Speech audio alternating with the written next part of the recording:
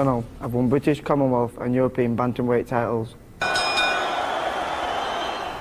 The key to throwing a combination, it's all about the legs, transferring the body weight to the front foot, to the back foot, to the front foot, to the back foot, to your front foot, to your back foot. You can use an uppercut, left hook, but always transferring your body weight from your front foot to your back foot.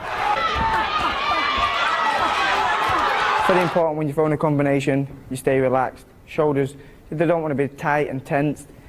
Concentrate on your breathing, your punches will flow. And always remember to use a variety of shots. You know, there's your left hook to the body, left hook to the head, right hand, right to the body, bring them up the middle. Body, head, step to the side, nice short shots. You know, mix it up. You want to be confusing your opponent. That way, you're going to catch him with the best shots.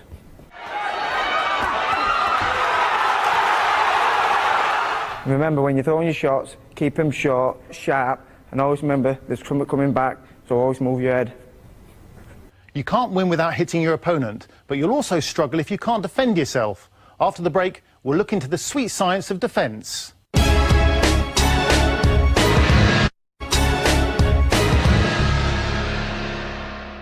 We've already seen how to attack, but now the real skill in boxing, making your opponent miss and then making them pay. The simplest way to avoid being hit is to block and parry punches behind a tight guard. Blocking allows a boxer to remain in range, poised to counter. I'm Anthony Crolla. Okay, so one of the most important things in boxing, if not the most important thing in boxing, is your defence.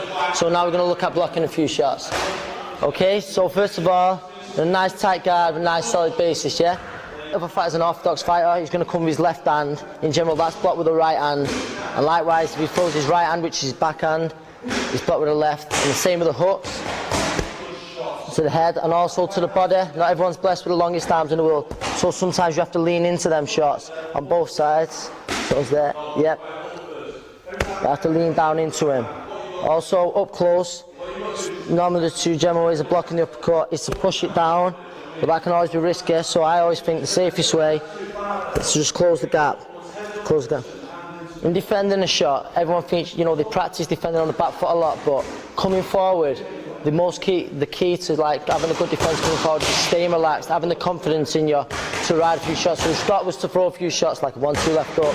Now it's just staying relaxed and just staying relaxed and coming forward and pushing forward. And likewise on the back foot, if you're tense and Scott's going to throw the same 3 shots now and I'm tense and he's going to throw him, it's like, it's you know, it looks like worse than it is. You're burning loads of nervous energy, so stay relaxed and just ride the shots out. A very important thing in blocking shots is not to overdo it. For instance, if a straight shot's coming at you, not to come out too far out to parry because it leaves you vulnerable around the sides. And also, if these hands are too high while blocking head shots, there's all this space around here to be hit to the body. Cleverer fighters will pick up on that and set traps for you. There are variations.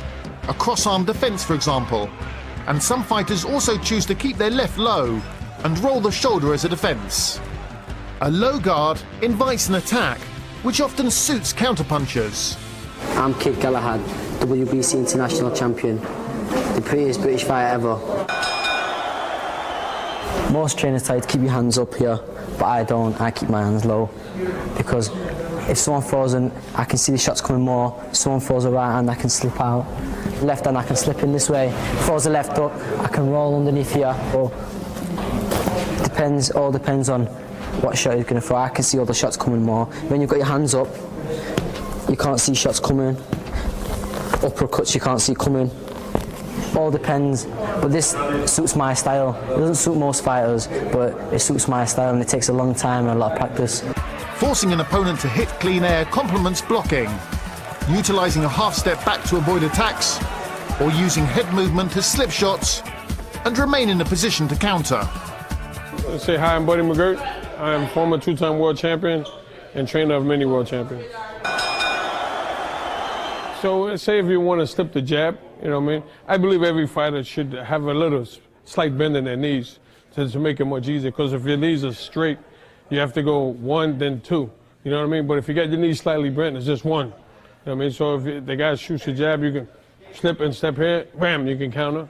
You know what I mean? If he shoots the right hand, you can roll under the right hand. You know what I mean? And then when you roll under, you're in position to go to the body, and then you can step out and you'll be out of range for a return shot.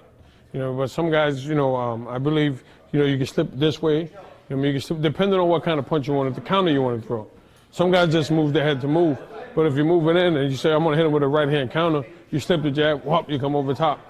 I mean, if you want to come up the middle, you slip on the inside, come up the middle. So there's more than one way to slip the punch. You can slip it here, or you can roll with it, either one. Now, how do you know when to slip down to the left or slip down to the right? Well, you see what the guy's giving you first. You know what I mean? Some guys can have a fast jab and they're moving this way, and you know, you can't get away from it, so they say, I got to get on the inside. You know what I mean? So it all depends on your distance, really.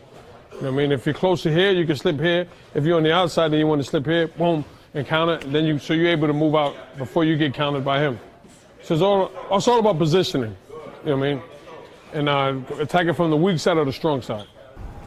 I'm here now for former British and European champion.